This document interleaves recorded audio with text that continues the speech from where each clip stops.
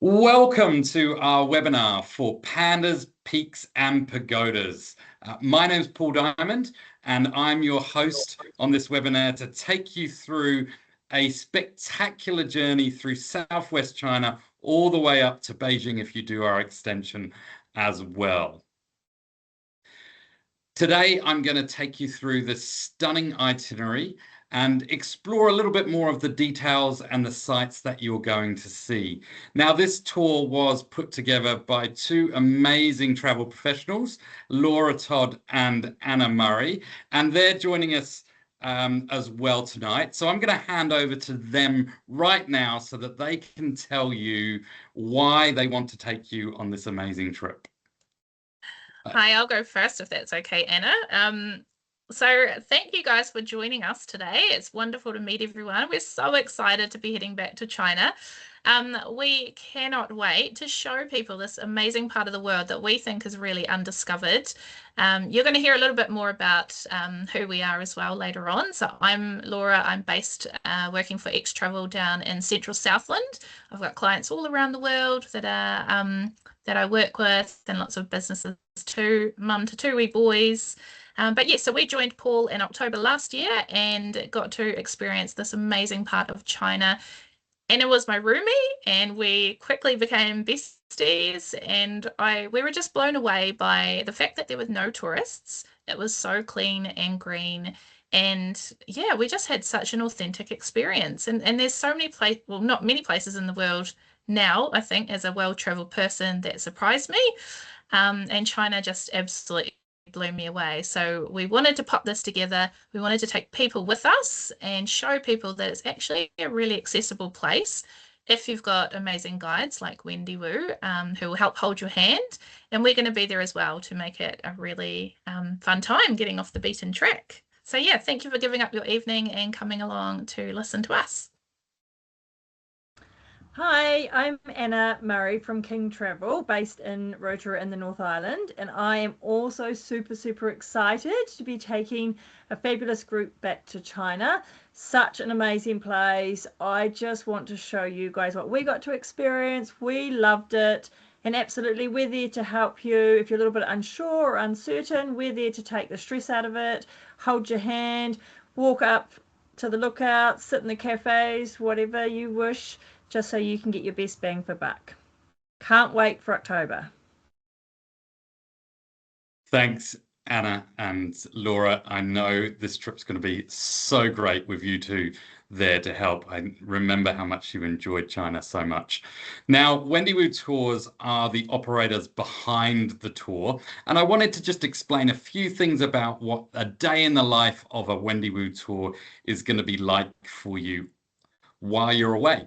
So we'll start with breakfast, and that's usually around 8 o'clock because we usually get started about 9. Now, on this tour, we've got some lovely 3-night stays around. So that might mean that you can have a little lie in some of those mornings as well. It is jam-packed with sightseeing. China is full of amazing, spectacular things to see, and we do not want you to miss out on these. So there'll be some sightseeing in the morning, some sightseeing in the afternoon, and even some evening activities as well. So something to keep you busy all the time. You're really lucky on this group because it's all Kiwis, and it's a maximum group size of 20. Our coaches are always oversized, so there's plenty of room for you to spread out. I often say if you're traveling by yourself, it means on the coach you don't actually have to sit with a stranger. But we don't mind just cozying up as well, just like Laura and Anna did on the previous tour, which is why we've got this tour for you right now. And then for dinner, we'll be back out at a local restaurant. We really want you to try the local cuisine.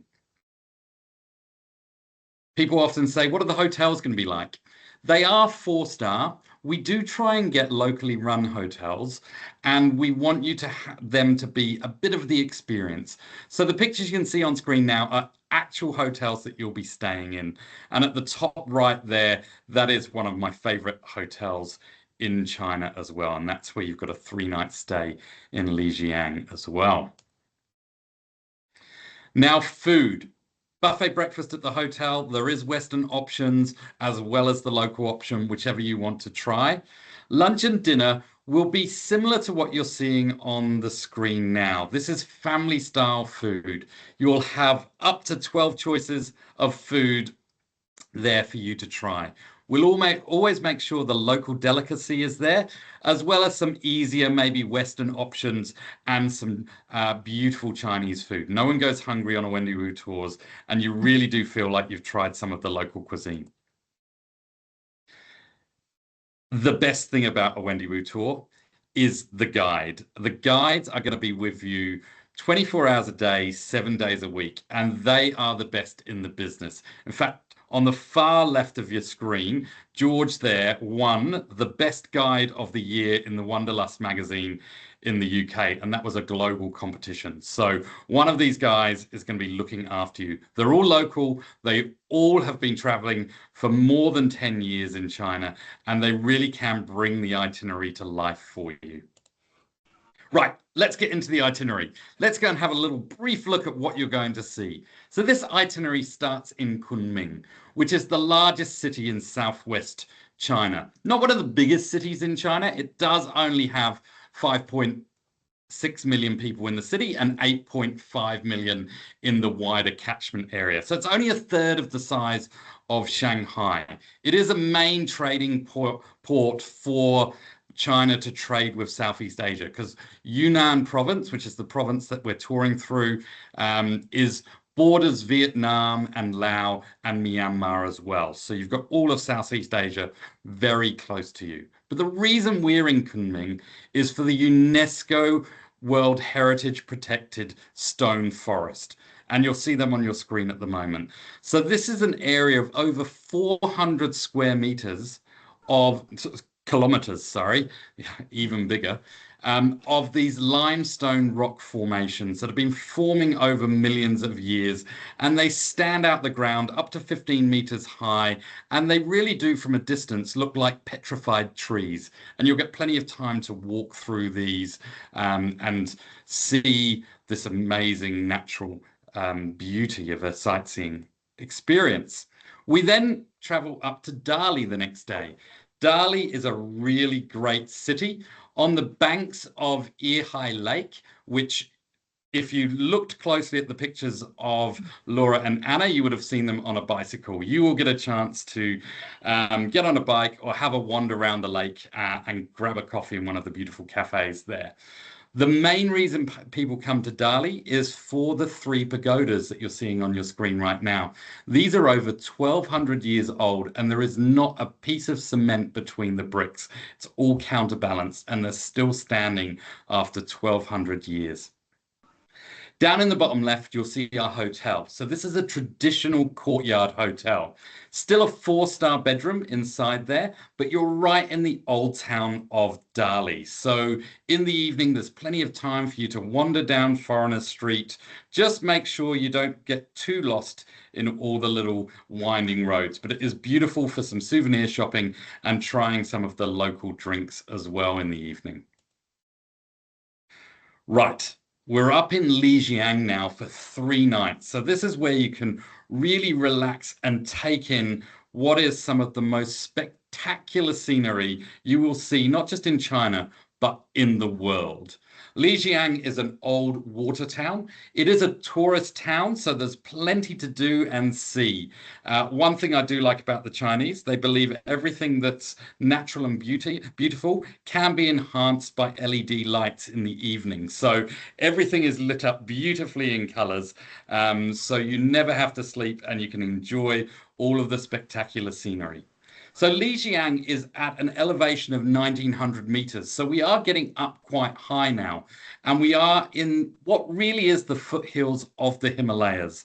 And to one side of Lijiang, you're going into the Shangri-La, which is a Tibetan area. So we get to go and visit some Tibetan villages as well, with the backdrop being the Dragon Snow Mountain, which is 5,500 meters high. We'll get to go and see this mountain from the Black Dragon Pool. And if you think that this looks photoshopped, Anna and Laura can probably nod along now. Your pictures actually look like this when you're walking around the gardens here. It is a spectacular view. And that's before we go and make the trip up the mountain. So don't worry, there's no hiking on this trip. We do get one of the great cable cars that takes us up nearly 3,000 meters to the grassy meadow so you can get a closer look at the peaks. There is oxygen you can buy if you think you're going to get affected by the altitude, but we're not doing too much strenuous exercise up here. We're just taking in the views and the scenes and the pristine water in the pools up there as well. But do keep hydrated when you are at altitude. Now, from being 3,000 meters in the sky, we then go to the deepest gorge in the world, and we go down 3,000 meters to the bottom of the Tiger Leaping Gorge. And this is part of the Yangtze River system. So you're getting to see almost the source of the main river coming down through the Himalayas down into mainland China. Again, spectacular. It really does roar past you, all of the water. Okay, after our 3 days in Lijiang, I think we're going to what might be Anna's favorite place on this itinerary, and that's Chengdu, where we're going to get to see the cuddly little pandas and learn all about how China are trying to keep these giant pandas from extinction. You'll have plenty of time to go and discover. Hopefully there might be some babies from the breeding program there for you, as well as some of the older members of the panda community there. But Chengdu is not just the only thing that you're going. Pandas isn't just what you see in Chengdu. There's some spectacular scenery. We go to the Buddha of Lashan. Now, the picture on the left isn't great because it's from my camera on the river, but it gives you an idea of how big this Buddha is. It's been carved into the side of the riverbank, and it's there because this river used to be, lots of fishermen got lost and to sea in this river because it was a very rapid river. But they carved out this Buddha, put so much stone into the river that it actually raised the river level so much that it's such a really calm river now. So whether that's divine intervention or just a bit of physics, I'm not too sure. But a great place to go and explore anyway in Chengdu. Now, for those of you that don't want to go on to the extinction, this is where we will say goodbye to you in Chengdu. But for those of you that are going to carry on the extension, we're going to jump on one of these bullet trains and head up to Xi'an. The bullet trains were first made by the Germans and the Japanese, so you're getting exactly what you see if you've been to Japan on the Shinkansen routes there as well. The only difference is the Chinese trains go faster. And this is because the government limited them at a slightly higher kilometer per hour than in Japan, so that they could say that they had the fastest bullet trains in the world. So we get to Xi'an. Xi'an is probably my favorite city in China. It's the start of the old Silk Road. So this is where all of the traders used to come together in China and make that trek up through Central Asia and on to Europe. So it's a melting pot of culture in Xi'an. It's got one of the oldest well-preserved city walls, and you've got plenty of time on the city wall to cycle or walk around however much of it that you want to see. And inside's the ancient town, and on the outside is the other 12 million people that inhabit Xi'an. It's a great city. It's got just about 1 million students that live there. So it's a real hub for student life. So it's kind of like Dunedin on steroids. But the main reason that we're in Xi'an is to go and see the terracotta warriors. So these were found in 1974 by some farmers, and they started digging for their crops, and they started coming across these parts of terracotta warriors. So then some archaeologists did some scanning, and they found that there was a whole army under the ground, and they're still uncovering more of them today. In fact, they're trying to preserve the new ones that they found because they're all beautifully painted, but as soon as that paint does hit the air, it just goes into powder and falls off of these warriors.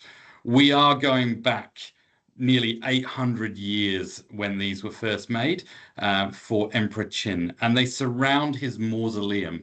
And his mausoleum is a big mound of earth that you can see from the Terracotta Warriors viewing area as well. This is a place that will take your breath away when you walk into the first big hall of Terracotta Warriors. Words cannot do it justice, how many of these warriors and their life size, and when you're confronted with them, there is just an amazing feeling there. After Xi'an, we get back on the train and we head up to the imperial capital of China, Beijing. This is a great place to finish your journey in China.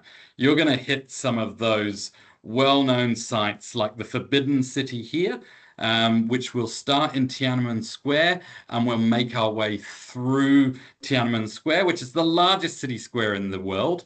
They say it can hold 1 million people in the square, and then walk through the Royal Palace, or the Forbidden City, known as the Forbidden City, because only emperors were allowed in to here and their subjects and eunuchs.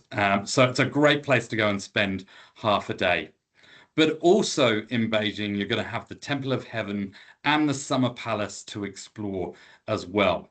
But everyone's coming to Beijing for one thing, and that is the Great Wall of China. So it is a Great Wall, and this will be probably your earliest start, only so we can get you up to the Great Wall when it looks like this. So we will probably start about 6 a.m. on this day. We'll get up to the Great Wall for just after 8, and there won't be anyone on it. By the time we leave at about 10:30, you will not be able to see the wall if you took this picture. That's how popular it is. So this is the reason we want to get you up early, so you can have this really great view of the Great Wall dividing China from Mongolia and the Gobi Desert far beyond. So that is about it from me today. I am going to end with a little video. So if I haven't inspired you, hopefully a few more scenes will. And after the video, Anna and Laura are going to finish the presentation. And then for all of you on tonight, we'll go into question and answers. For those that are watching online, you can email your questions to Anna and Laura, and you'll have those details emailed to you as well. So last video, and then over to Laura and Anna. Thank you very much.